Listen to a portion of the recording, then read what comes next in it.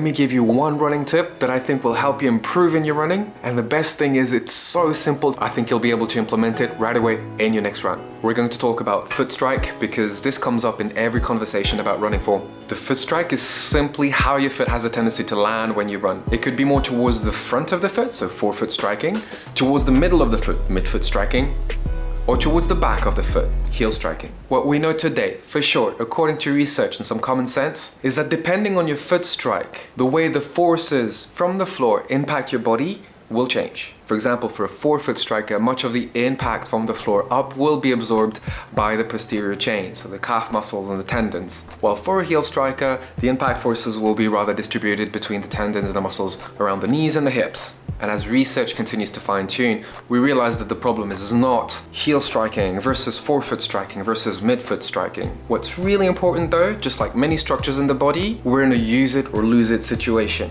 Let me explain. For musculoskeletal injuries, we're mostly used to prescribe just rest and recovery. But we now know that avoidance will make you weaker, and so just resting will make you weaker.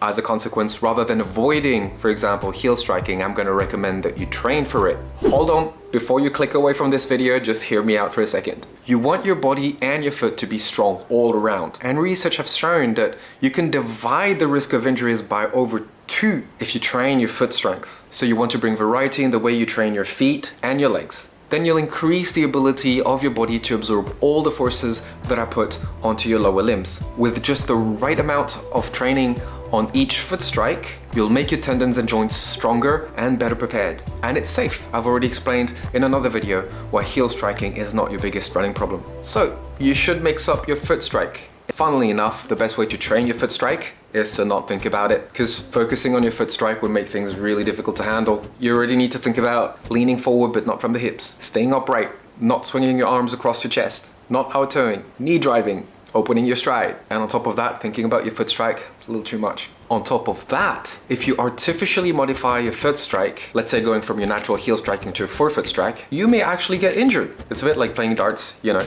The more you think about it, the more you focus, the more you miss the bullseye. So to practice different foot strikes without thinking about foot strike, here's what I think are the most simple and practical tips. Salut!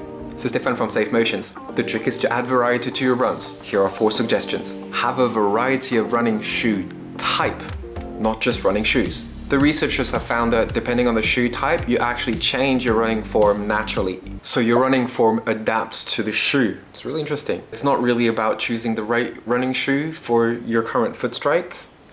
The other way around. From minimalist shoes to highly cushioned shoes, including zero drop shoes, racing shoes, training shoes. The right dosage of each shoe will make your body highly adaptable to different kinds of situations. You just need to have a good rotation plan, and for every different type of training, wear a different type of shoe. Second tip, incorporate uphills to work a little bit on your forefoot striking. When we go up, depending on the angle of the hill, we will have a tendency to run more with the front of our foot. And the opposite, tip number 3, run down hills. I mean, you went up. This will in most cases help you practice your heel striking. Make sure you wear well-adapted shoes. Maybe a bit more cushioning on the heel. Tip number 4, the last one, just choose different terrains to run on. Have some sand, some grass, and then run at different speeds, like interval trainings or tempo runs. Of course, this is not a free pass to completely skip your strength training. I've said it before, running is not strength training, and strength training doesn't have to be boring. You need to warm up anyway, so I've got a suggestion of exercise